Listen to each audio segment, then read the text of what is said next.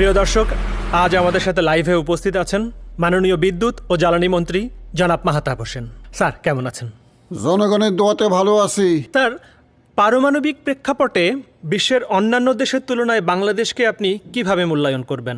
পারমাণবিক শক্তিতে বাংলাদেশের অবস্থান এখন চমৎকার, সুন্দর, অভূতপূর্ব।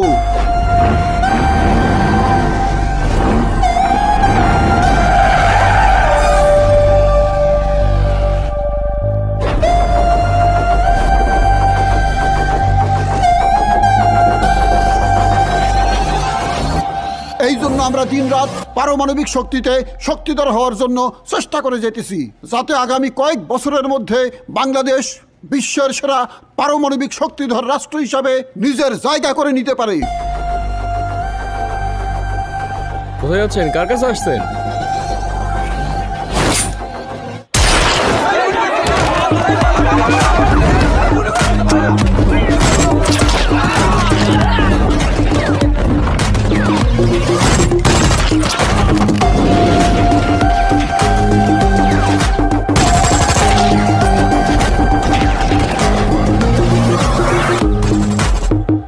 আগের সরকার এই বিষয়ে কোনো চিন্তা করে নাই। তারা ব্যস্ত ছিল চুরি, ডাকাতি, রাহাজানি, বাটপারি করতে, অস্ট্রেলিয়ায় বাড়ি করতে, আমেরিকায় বাড়ি করতে, কানাডায় বাড়ি করতে। ঠিক কিনা?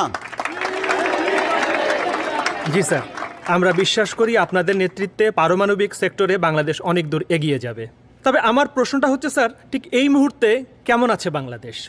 আমি রাক্ষস, আমি হিংস্র, আমি দানব, আমি ধ্বংস, আমি নির্মম, আমি নির্দয়, আমি আগুন, আমি নির্ভয়। এই আমি রাক্ষস, আমি হিংস্র, আমি দানব, আমি ধ্বংস, আমি নির্মম, আমি নির্দয়, আমি আগুন, আমি নির্ভয়। একবার যদি হই আমি ক্ষুব্ধ, লেগে যাই চারিদিকে মহাযুদ্ধ।